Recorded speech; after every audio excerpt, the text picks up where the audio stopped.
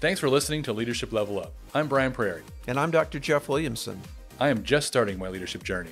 And I've been guiding leaders for 30 years.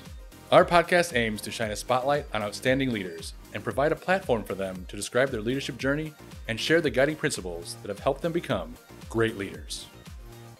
Welcome to Leadership Level Up podcast. I'm your host, Jeff Williamson, along with my co-host, Brian Prairie.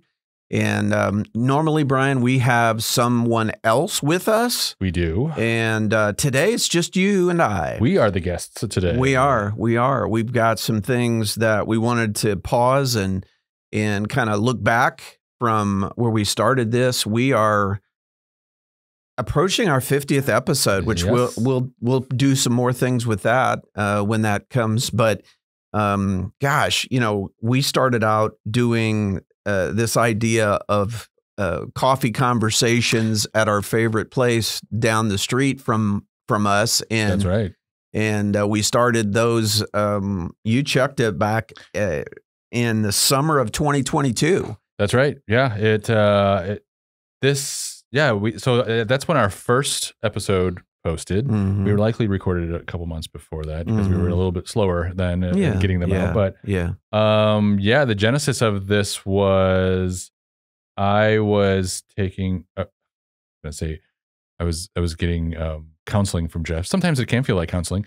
I was taking mentorship, and some coaching, with you, and the question that you asked me at the end of the coaching was, what's next? How do you want to like keep this going, keep this growing, keep learning? And I was like, well, I want to talk to other leaders and just kind of start gleaning some of the, all the people around us in our networks and get information from them and just kind of talk about them and their journey.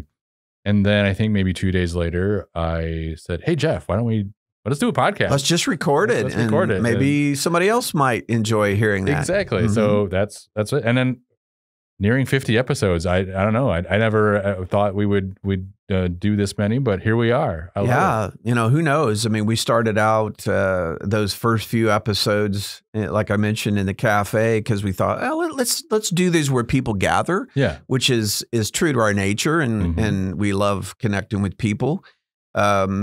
After a few of those, we said, let's move these into our offices. There were some uncontrollables. In an environment like that, it was fun, but just in terms of quality of sound and all those kinds of things, we're like, it's probably that was fun to start, but let's do it a little bit differently. So we moved the interviews into our conference room there on Court Street in our previous offices. Yeah, so and now here we are. That was office 2, or I guess 2 for me, and then now we're in. Office 3, we're in a new building, and we have our own studio. Yeah, nice sound absorption panels on the wall and real equipment. Yes. So we were laughing before we started about, we heard a train whistle in the background, and I said, this is like the old times, because our old office was right there on near South Schuyler. And we'd get the downshifting semi trucks and motorcycles and your favorite rap song and trucks. Music. And we were just like, cut. We need to stop. We'd have to back up and let our editors fix that. Yeah. Exactly. But that was fun. So that was where we got things started. Yep. And we've just kept rolling. Yeah. I mean, we've had most of the people on our podcast have been from our area. We felt like there were a lot of leaders in this area that had a lot to offer, and we were right about that. There are a lot of great leaders around here. Yes. But we also then said, well, hey, there's some folks we'd love to talk to that don't live here in our area. And so we started blending in some virtual interviews from California, from the Midwest, from wherever. Yep. And had some really cool people on that shared their take on leadership and their take on developing people and those kinds of things. And so we've just continued to adjust and tweak our format, our approach and things. But one thing's consistent is we want to be a resource to emerging and developing leaders. That's for sure. Yeah. And what has been so fun for me is getting to know those people in Jeff's very, very deep network and and getting to like, and not just deep, but like profound. Like there have just been some really great people we've talked to, and I'm just so kind of just lucky, and kind of in reflection, just like I feel like so like just thankful and grateful to be a part of this process and to get to talk to some of these people, because I don't think in any other way I don't think I would have been able, like I wouldn't have connected with them, just because our spheres just run in different circles. So that for me has just been profound, and what's fun is like I'm hoping that everyone listening is learning something from this. I'm learning something from this just as much as everybody else listening, because it has been great to be able to implement all of the just the knowledge that we've gotten from our wonderful guests. Yeah, that's been a part of the joy of this journey of doing the interviews and recording those. Is like you were saying, it's like almost without exception, when we would get to the end of a session recording an interview or two with someone, I would just think, man, that was so good. I feel like I can't believe I got all those nuggets for free. Right. Well, exactly. And I think, is there any standouts from our 50-ish that you can think of? Sure. I have a few. I think some of the early ones for sure, just because those were just kind of like us kind of like dipping our toe into the podcast pool. Like there was Dr. Michael Boyd. He is always a great conversation whenever I get the chance and joy to talk to him. Sarah Marion is always a pleasure to talk to, and Barbie. Barbie is a friend to all. We could just go on and on down the list of people we've had in that are in different areas of leadership in our community, whether it's healthcare or economic development or whatever. And I just I've loved those conversations. Like you said, I've learned a lot from being around those other excellent leaders and getting their insights, because we all bring a different lens. We all bring a different set of glasses, if you will. And we can talk about, quote, I'm doing air quotes, the same thing. Right. And yet it's different because you and I or anybody else will perceive it and see it a little bit differently. Well, I think that's the beauty that kind of came from this, is that leadership principles and the groundwork of leadership doesn't change, but the perspective does. Like, and we've gotten 50-ish worth of perspectives from people, and that's so great. Like, who gets that, in their lifetime? Sure. And I think to go right along with that, those foundational things, and I know you remember this, is that most of the time we would, somewhere in the conversation, no matter who it was, they'd say, well, I didn't initially think of myself as a leader. Oh, no leader ever does. To which I would almost always say, well, leadership is influence, in my humble opinion. Yes. And so even without a title, without a large group of people reporting to someone, you have influence. You have impact of the people you're around, or the people you rub elbows with, or whatever. And so if we have an influence, then we have a role of leadership, whether it's in the community or families or wherever we go. And so that was interesting to me, that almost everyone would say, well, I didn't originally think of myself as a leader. I just kind of wound up in leadership. And I'm like, well, there was a reason. That's less an accident maybe than you thought it was. But that's a key for me. And the cool thing was too, and we were intentional about this, but when we were interviewing all these different people from different perspectives, we didn't give them we shared some questions they were welcome to review. Right. And we'd almost use none of them in the actual conversation, because we just wanted them to get thinking about leadership. And then we would actually sit down with them, and it was different for everybody, right? It wasn't like, well, there's the 4 basics of leadership that everybody follows. And I'm like, no, not really. No, what's a train wreck one place is magic somewhere else, because cultures are different. Everything's different. And so that was fun to see that different people in different realms of work led their teams, and developed the vision of what they were doing. Right. And not the same. Well, yeah. And it's those differences, but also some of the similarities too. Like some of the, in like, we can kind of think if we're facing problems in our leadership that we're the only one facing them. No, the CEO of this hospital is dealing with the same as the person for this non-for-profit or the person for this business, and it's like, oh, I'm not alone. And there's a companionship there. You have a group to come back, go to like, oh, I'm not alone. It's not just me. It's not just me. It's so great. Mm-hmm. And I think that's what I gleaned off of a lot of it, because I was definitely one of these people that didn't think I was going to be going into any kind of leadership or ever have any kind of influence. I'm a filmmaker. Why am I going to need to be a leader? Right? Yeah, exactly. I'm going to do creative things. That's fine. But in hearing all of the people talk about, some of their pain points, I'm like, oh my God, I had those pain points. Oh my God, I had that Been too. there, done that, right? Oh wow, and an imposter syndrome. Oh yeah. Okay, yeah, me too. And it's like, okay, so.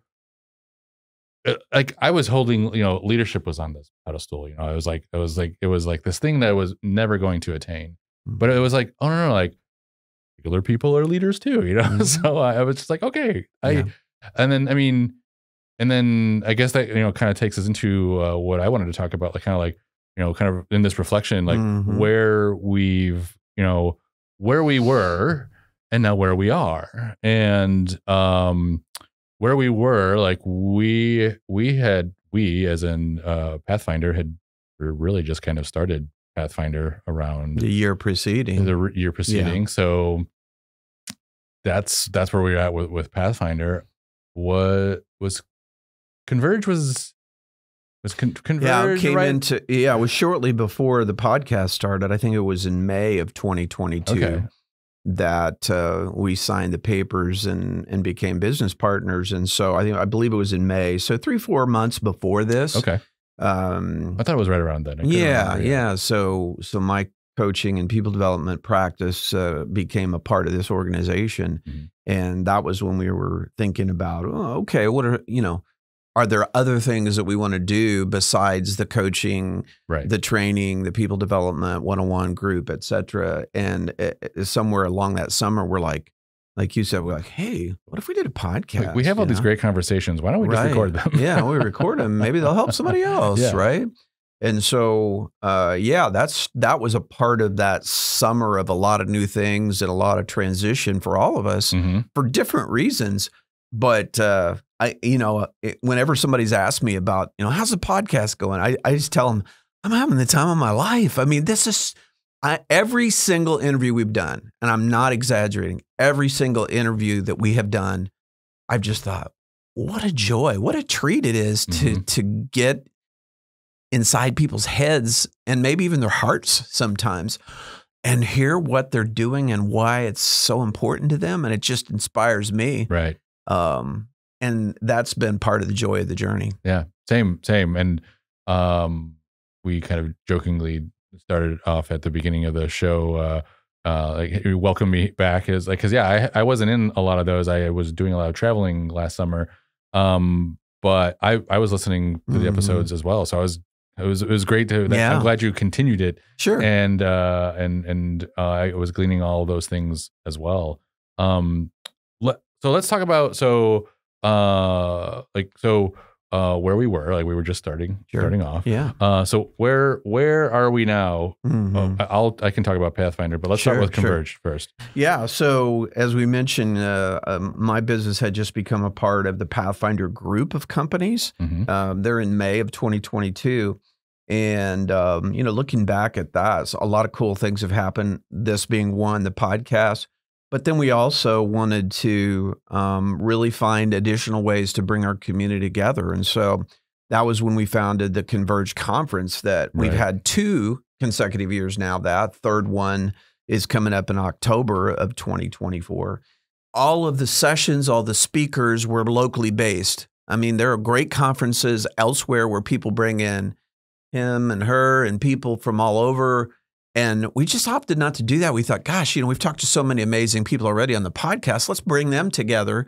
Let's bring our community together and do this event. And honestly, I think it's been one of the best things we've done over the last couple of years. I agree. It was it was equal parts shocking and not. Like I know this community shows up, but I wasn't sure, like, this was brand new. You don't know until neither one of us said, we're like, yeah, we've gone to these kind of things, but we've never actually posted something like this. So we put it together. The first one was great. It was people showed up. The room was full. The room was full. Yeah. People talked about it afterwards, had a good time. It was all positive feedback. And then we expanded to a bigger space this year. Yeah. So talk about that a little bit. Yeah. So we mentioned in the early part of this that we were in a previous office, then moved to this location. So we're in a 3-level building now with the main floor for over 40 years was Love's Christian Center. And it was lovingly managed by a husband and wife for all those years, and they've now retired. And so we're in this space and in this facility. And so a lot of things happened physically in that first floor space and what used to be a retail space. And that was actually a JCPenney's back in the 50s before they came in here.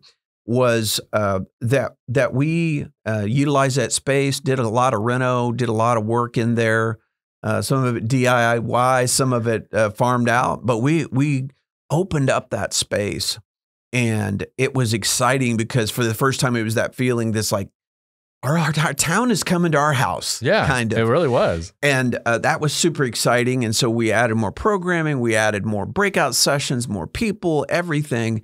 And it was just a joy. Right. It was so fun to do that. I've told people that day, and since then, it just felt like Christmas morning to me because, you look ahead to things like that as a kid. Sure, it's like, oh, how many days till Christmas? So I'm already looking down the road and going, golly, October, we're going to do this all again. And how can we make it better? How can we make it different?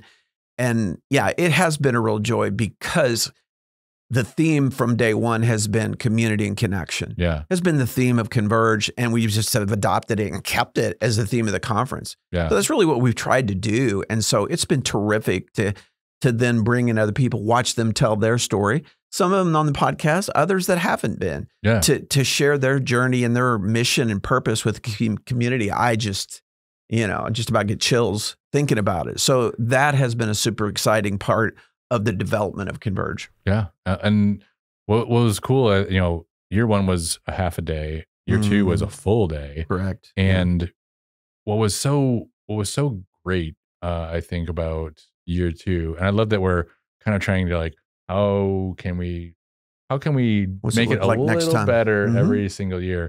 Just the number of just super talented and passionate leaders that we had talking. Do you have a total? I know I'm putting you on the spot here, but yeah, sure. Do you remember like how many people? How many different people did talked on? Well, let's see. I think we had 5 or 6 breakout rooms, right? And we did 2 full rotations, so that's about a dozen, right there. And then we had 2 keynotes as well, so that's 14. If you count me as the MC host, right? That's, we'll call it 15 or so different speaking parts, different speaking roles within the community. And then we had 2 panels, right? Of a 5, 6 or 5 or 6. So 25 plus different people that helped us create that day that we still get great feedback, and we do. We've gained friends and clients both from someone reach out and I'll say, well, where do I know you from? They're saying, well, I was at the conference. I'm like, oh, okay. Well, we maybe didn't connect that day. Right. And so that's been fun to just hear from people that's been a resource and as opportunity for them to have a super affordable professional development day right here in downtown Kankakee. Right. That's walkable for a lot of the people that came, but for others, we had people drive in from Quad Cities for that day. That's right. For the conference. We've had folks come from other places like that are not here in our town, So, man, am I humbled and honored when somebody says, I want to be a part of that, and they drive 3 or 4 hours from somewhere else to be here that day with us. Man, that was just icing on the cake. Oh, I'm sure, man. That sounds, absolutely. That was it. Yeah, it's still just I don't know, pride and just joy and just gratefulness again. Sure, just like so it was so neat to just kind of witness that. And then and for me, like you know, I was in the kind of the running behind the scenes, Sure. running the. And I don't want to forget all our friends there either. Right. You know, yeah, we had like 25 people that did sessions or panels or speakers, whatever. We had about almost that many a crew of our crew that were shooting pictures, shooting video, running sound, running music, making sure all the breakout rooms were ready to go and had the technology they needed. And that was a huge partnership of our people that work at Pathfinder to pull that off. It would just been way less of an exciting day without all of them. So shout out to them. So if you add them all in, you included 45, 50 people. That's made that day happen. Yeah. And I love those kind of things where it's like, I love those we things. Right? Oh yeah. When things just kind of like come together. Like that. Yeah. I mean, when it's just like high fives all around at the end of the day. Oh, it really was. I loved it. And what I was getting at was, it was fun and equally fun for to see the team, you know, capturing not just the moments with you in your element and just, you know, working with people, but all of the other people, whether they were leaders or speakers or anything, there was a tangible like electricity energy in the air. It felt really, I'm getting goosebumps now. I know. It was excitement. Yeah. It was appreciation. Just all kinds of terrific feelings and outcomes from that day that I'll be reflecting on and enjoying on, you know, until the next one and the next one and whatever. The next one, right? And like you said, I literally today, the day we're recording this, I was looking back at some of the pictures from the conference. Oh, nice. Just for fun. You know, I was like, and it was. There's a lot of good ones. There are tons of great pictures. And then we see so many people, some we know, some that we don't. And to just see them, you know, locked in on a Matt McBurney or Mackenzie Cloy, you know, a couple of our speakers, to just see them locked in and loving what they're hearing and experiencing. I think one of the favorite pictures that I didn't even know was taken of me. I was literally sitting far left side on the edge of the stage during one of the keynotes, and I was just a spectator, listener, fan kind of thing. And I think Quinn shot a picture behind me of me just taking that all in with the people in front of me, and I thought, man, that's a great capture of. I was just sitting there thinking, I'm so proud of everybody that's making this day happen. Yeah. I remember that shot. That was a good one. Yeah. I want to talk a little bit about my journey from our first episode here. Sure. Been a bit. It has. You've been here for the whole ride, good and bad. But always more good than bad. Yeah, sure. Life's that way, man. You need a little bad to know the good and know how good the good is. There's always speed bumps. That's right. Yeah. Yeah, so Pathfinder was relatively new. We maybe had 5 or 6 employees, something like that. Yeah, when I came on board. Yeah, and I mean, just like any startup, like, you know, things are hectic. Things are just kind of always figuring stuff out, and while you're trying to do your job, you're also figuring out the stuff to do the next job and to make the thing bigger. And so that was not easy. It was definitely a struggle. Yeah. And I know we always had conversations like, hey, what can, you know, you'd always be like, what can make Brian's life easier? You know, what can make Brian's life easier? And I would tell you, and we would try to figure something out. And you know, we would get there. And so, yeah, I mean, it's like, it just seemed like, year 1 was a blur. Year 2, almost the same. And that's the thing, like, so year 1, we were in our new office. It was beautiful. We're just getting out of the boxes and setting things up. Yeah, exactly. And then we find out kind of at the end of year 1, going into year 2, we're like, the space isn't big enough. We need the 1 year period where we were in the office, we're like, we got to move. We got to move. There's just not enough space for everybody. People. We can't do this. We were having interns like sharing a computer. Like, it was ridiculous. Crazy. So we were like, and then this building presented to us, was presented to us, and we're like, this gives us a big opportunity. It was more space than what we wanted and needed, but it also gave us like almost future proofing. Like, give us room to grow. Yeah. So we were like, this is an opportunity we can't pass up. So we were very lucky to strike a relationship up with the previous owners and work something out. And and here we are. We're in our office. We're in our new office. We're in a studio now, where we have now. I just wrote it down. I think 17 employees. Something like now. that. Yeah. So over double of what we what we were in there at when we first started this. And to say the leadership challenges have been just a wild roller coaster ride would be misinforming everyone. Like it's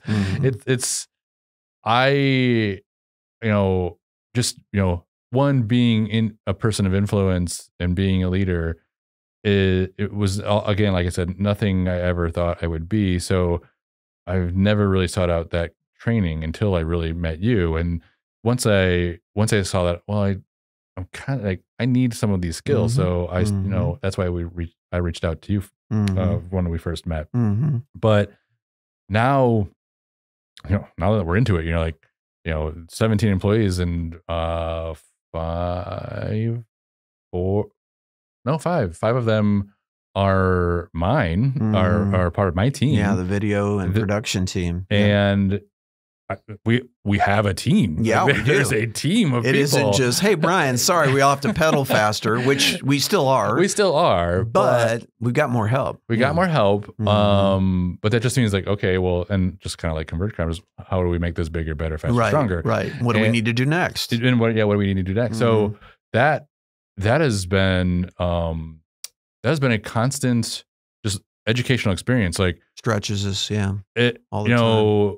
One member of a team communicates this way and another member of a team communicates that way. And I have to be able to communicate always with them just so, we can keep the wheels moving and keep the projects moving. Cause at the end of the day, that's what the clients want. Yep.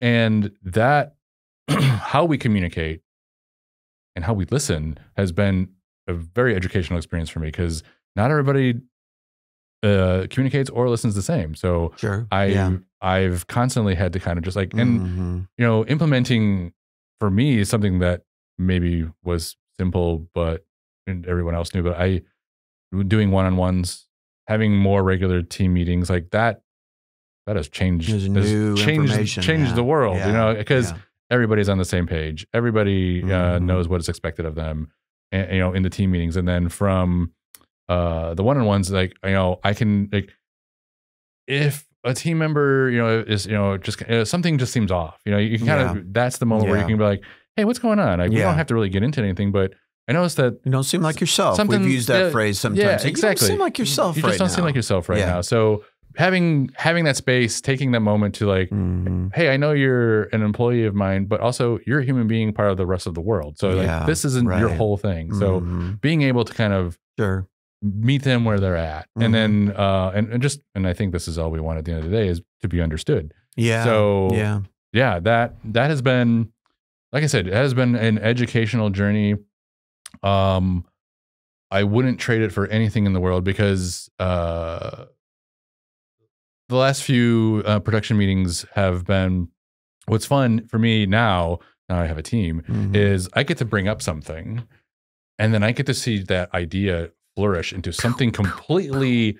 The ideas start popping. The ideas just start popping, and I just kind of like push the ball a little bit, and then they pick it up. What and do you guys go, think? And it's like, I don't know, it's so fulfilling and joy bringing to me to see them light up and say, like, oh, what if we could do this? What if we did that? And then they get to an idea, and I'm like, at the end of it, like, yes. Yeah. That's great. Yeah. And I didn't have to think of that. And you're happy and excited because you got to help create that thing. Exactly. So that has been one of the most just like things like I'm grateful for is that those moments of just kind of like watching creativity in motion. Just like it's right in front of my eyes, and just kind of like, this is why we do all the, this is why we do all the hard work. This is why this was what makes it worthwhile. Sure. And then getting to see them like create it then, put it all together. Right. So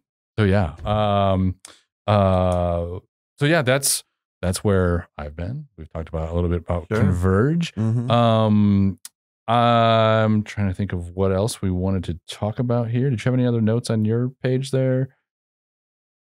Well, I just, where we're talking about, we're approaching our 50th episode here shortly. And, we didn't have a target to say, well, we're going to maybe do this many episodes and then pack it in or whatever. Right. We just kept scheduling slots and asking people to come in and talk to us and interview them. And, no foreseeable cliff approaching, because we both really enjoyed talking to people, learning about leaders and learning about leadership. Mm-hmm. And, I was thinking as you were talking about communicating and having a team and talking through things together, I spoke at an event just a couple of days ago, and I was sharing with them about sometimes people will ask me, like, what are the topics that you get asked to talk about a lot? And, that's good. And my standard answer has been, well, when I started doing this more, maybe 20 years ago or so, it was usually communication and resolving conflict. Now, 20 plus years later in 2024, it's communication and resolving conflict. And so that means that's just a part of life. Right. It really is. We're never going to reach a point where we go, man, I'm glad I'm done with that. Right. We're never going to have conflict anymore now that I figured it all out. Right. Right.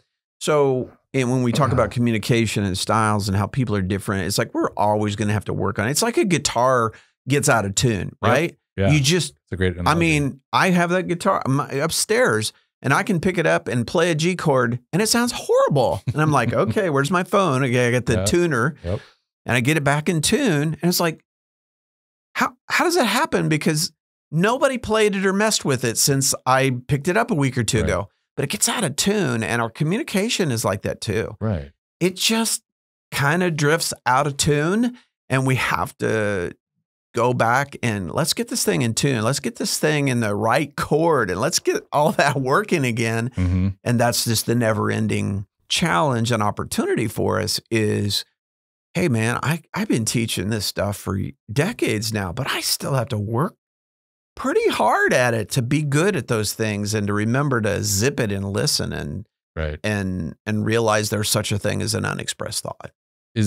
Would you say that with conflict resolution, is that the thing you maybe prescribe the most is just like listen and be an active listener, you know, and not listening just to listen to respond, but listen, take it in. Yeah. Even going back to that talk this week, I said, nothing gets solved with silence, ever. So we've got to have dialogue. We've got to talk to each other. I had a snappy name. I said it was dialogue and dancing. We have to talk to each other and we have dialogue. Monologue is just, I talk and point my finger and Brian just sits there and listens. That's a monologue. Right. A dialogue is what we're having here. I talk, you talk. We're hearing, we're listening, etc. And the other thing, the dancing part was, we have to learn to dance together, right? Yeah. And of all people, I'm a strengths advocate and I love teaching strengths. Yep. And that's a big part of that is not everybody has a top 5 strategic strength like I do. And not everybody has, your top 5. They're so different. And so part of that dancing that's what we do with strengths is like, if I learn what your strengths are, then so to speak, to use a metaphor, I get a chance to look at your sheet music.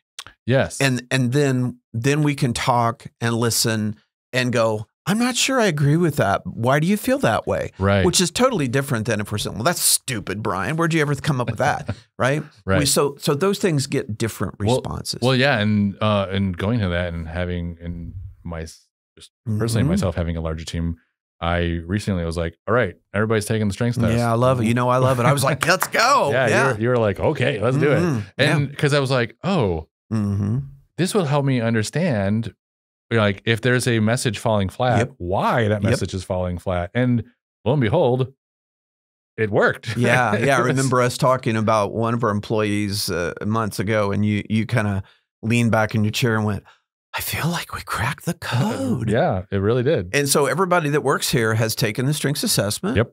Even our interns. So even if they're with us a semester, they take the strengths assessment Clifton Strengths. Because we need to know how they work too. So. That's right. And we've got our master list of everybody's top 5. And me being the in-house guy that's trained as a strengths coach, sometimes we'll look at that and go, okay, now remember, he or she, their package is this set of strengths. So it may be that they're not as responsive to this as somebody else on your team. Right. And when we know that, again, it's like we kind of can crack the code. Right. Well, because you're going to, as the leader, as the person managing these people, are going to get frustrated because this person, you feel like they're not listening to you. But it could be that you're just not communicating right to them. Yeah.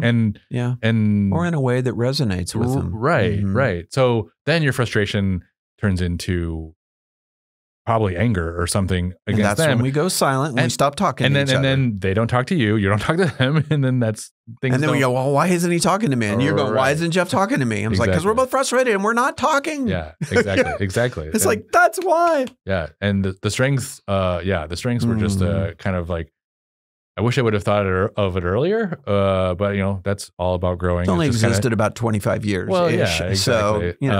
So, I don't know. It just dawned on me, like, I think we may have been talking about strengths. I'm like, hey, why doesn't everybody? Do I know what everybody's strengths are? Like, I don't. So no. Like, let's take a time to just do it. And that's a standard for me. I mean, like I mentioned, all our employees and our interns have taken the assessment.